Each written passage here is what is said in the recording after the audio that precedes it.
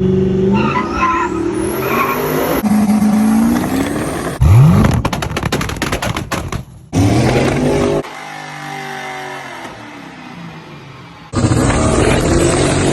up, YouTube? We back with another one for the G-body lovers out there. You see this 442 behind me.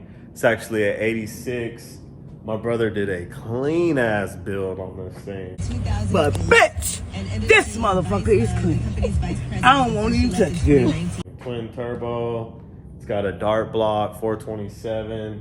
It's got some AFR heads done by Hooper. Originally did an LS swap on this a few years back. It was just a 6.0 LS3 heads, you know, the normal LS swap with 2 turbos. PRK did the original kit. That motor blew after 8 months to a year. So now the customer went all out. He got a 6-bolt block, AFR heads done by Hooper. You got money. He got money. Get it all for him. He had somebody do all the fabrication, got bigger turbos. 2 twins that sit right there, got everything powder coated to matte. We did the Holley 12-inch and all the other stuff. It's very clean 442 for the G-body lovers out there. 2 batteries in the back. But yeah, as you can see, this thing is a beast. The shop, the famous Elko Slim. Follow that man on Instagram. Shit, all the pages. I'm sure he's on TikTok. I even think he has a YouTube channel. And he's doing some updates and stuff on the build. When the car was on the dyno, it was blowing through the Roadrunner converter that's in there currently. So we're actually putting a Circle D converter that was spec'd out for this 427 and the turbos and everything else. It's stock 4L80 in the car. It'll do for now with the power that he's trying to make. Until he upgrades the rear differential and all that, then he'll put a built trans in there. But for right now, that diff's limited on power, so we'll keep it turned down till he's ready to put some more money back into this thing. Turn it up. Man, that thing looks good right there. Get that selfie real quick. Remember it. Write it down. Take a picture. I don't give a... Let's go ahead, stop wasting time, get this thing up in the air. We're actually gonna drop the pan and put a new filter in it as well, because the pan has a little small leak on it. So we'll drop that first and swap all that out, put it back together, pull the trans out, we'll throw the converter in and get this thing back and ready for the dyno.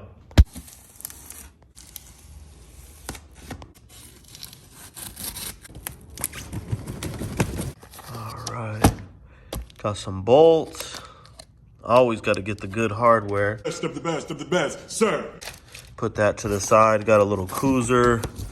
And then we got the converter here. You know you installed a lot of parts when your toolbox be looking like this. Man, got another toolbox over here on this side. Same thing. Man, this thing looks good. Ready for the power. After this converter, it won't be slipping through no more. We got it all squared away on the lip. Go ahead and go up. You know, you got to get the rock check.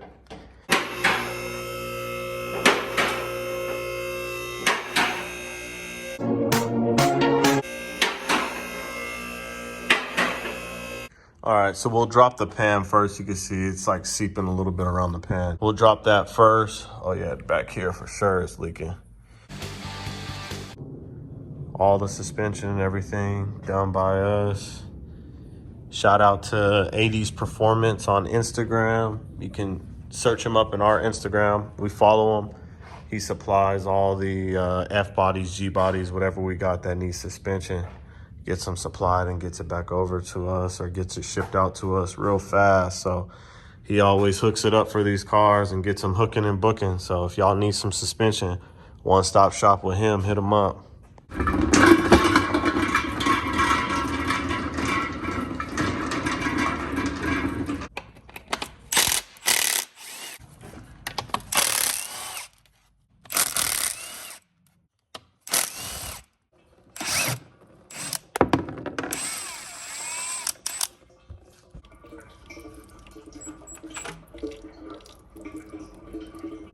All right, the pan is down.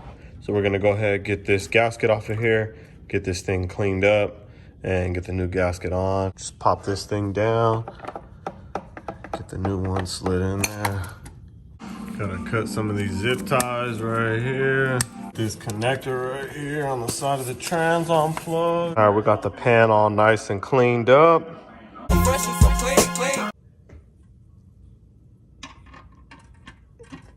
Probably gonna need 2 hands for this. Right, the pan is back on. All the bolts are torqued down. The transmission and the torque converter bolts pulled out. Got to drop this starter too and get these tranny core lines taken off the side of the transmission.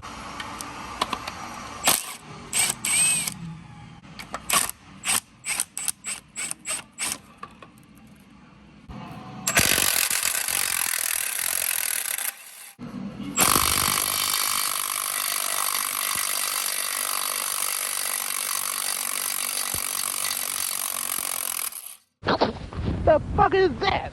The converter spins free now. I'm gonna go ahead, get the drive shaft out, and then we're gonna start getting some of these bell housing bolts out. We'll pull this while we're under here. Let's pull this dipstick out the way. Get out the way.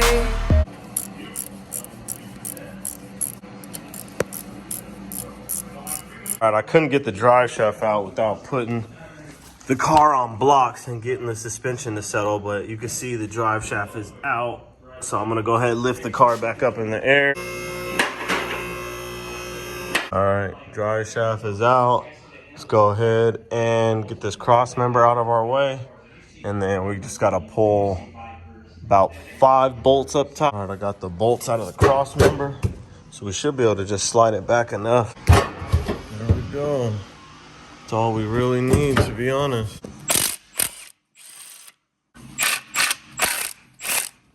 All right, all the bolts are out. You can see there's a gap between the engine and the transmission now. So I'm gonna go ahead and get this thing lowered down.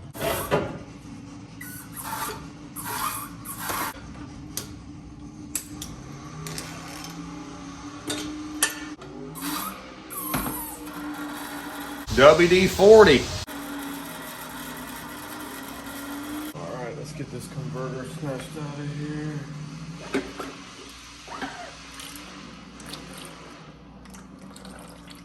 All right, we got the new converter right here. See, it's got 6 bolts versus the 3. So what I'm gonna do real quick is I'm just gonna line it up with the flywheel, make sure everything lines up, all the bolt holes. And then I'll fill this converter up with some fluid, and then we'll stab it back in the transmission and get the transmission put back in the vehicle. Get some fluid put up in here. Bell housing all cleaned up. Let's go ahead and stab the converter.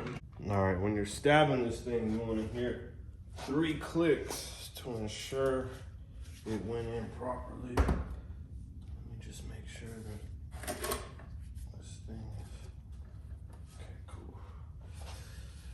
This converter is a little heavy.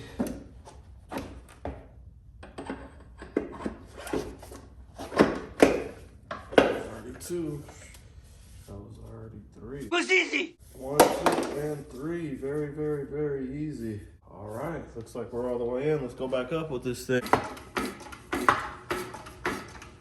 Put all the wiring out of the way.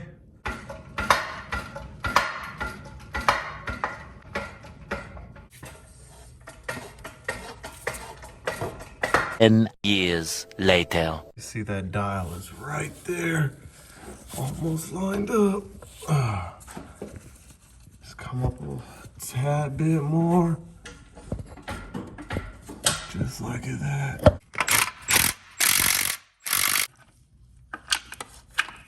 Oh, we got that lock tight. We fix it up and put it back together again. All right, so I got all the bolts in. I'm just gonna tighten them all up by hand, and then we'll get the drive shaft back in, cross member, and all the rest of the stuff. Actually, can go ahead and put this back in here as well. Oh, if we can get it down in the trans, there we go. Bam, in there. Satisfaction. Starter is back in. All right, so we got the harness back connected. I got the cross member back bolted in on both sides. Got all the wiring up there, zip tied out of the way. Got the tranny cooler lines bolted to the side. We just have to get the linkage bolted here. So I'll go ahead and take care of those couple of things real fast. He-Man, the most powerful man in the universe. Your son is going to be very, extremely grateful. That's for sure. So you can see the drive shaft will not fit up in there because the suspension is all hanging right now. A lot of separation, so we're gonna lower it down onto the blocks again and get the drive shaft put in place. You see, with the suspension fully depressed on the blocks, we got a little bit of room, so I'm gonna slide this cap over and then we'll throw the bolts back in. All right, so we got the caps on. I'm gonna go ahead and get the bolts in now. I can only get the 2 top bolts threaded right now just because of, as you see, it's hitting the drive shaft right here. So I'm gonna go ahead and lift the car up, get the wheels off the block so I can spin the tires and get everything tightened down. Everything is tightened down. We got the drive shaft in and tightened up. We got the transmission mount bolts in place. Got to wipe down under here. Everything's a little oily. So all that's left is just to fill the transmission fluid. Unfortunately, I'm not able to tonight due to a oil leak on this side of the car. The customer was complaining about it. The place that fabricated the turbo kit and got the turbo and everything mounted, they use these oil through mounts for the return that the turbo can mount to, and they never put the bolts in the bottom of the flanges on both sides of the turbos. So with that being said, you got an oil leak on both sides because nothing's supporting the turbos. They're kind of just sitting on top of there.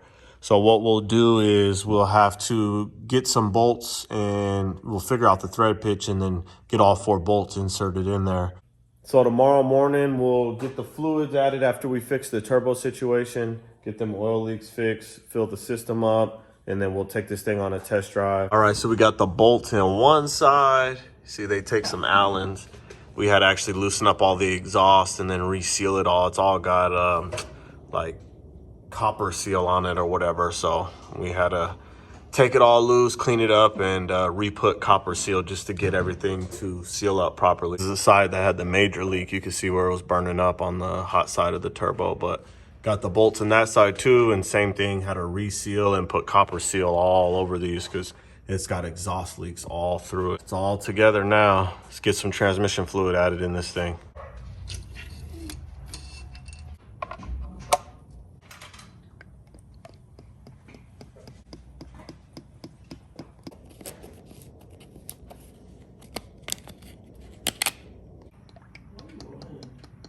All right, let's go ahead and fire this thing up. Got fluid reading on the dipstick. We're actually gonna run it through the gears. Got that Holley 12-inch screen. Oh,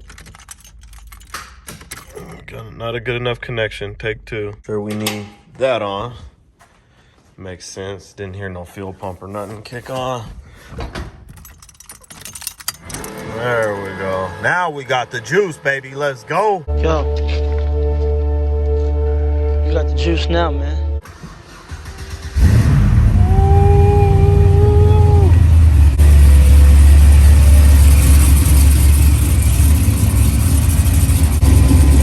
Got no leaks underneath.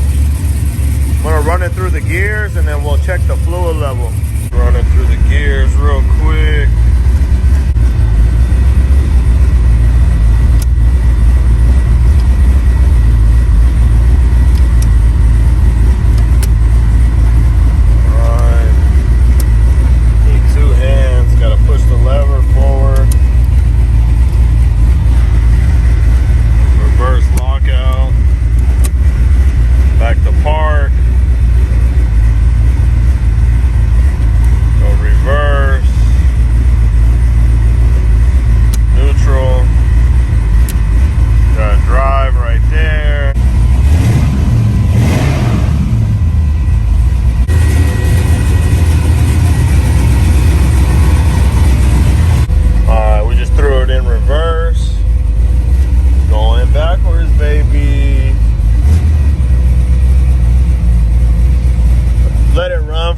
bit. It's still getting up to temperature. It's only at 142 degrees. Thing on a test drive real quick. Make sure it's shifting through all the gears. I'm just gonna leave it in overdrive, nothing crazy.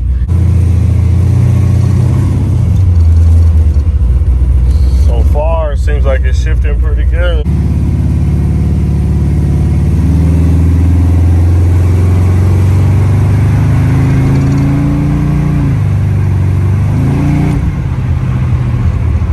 Seems like it's shifting pretty nice. It only went into 2 gears right there. All right, let's make sure this thing switches through all the gears.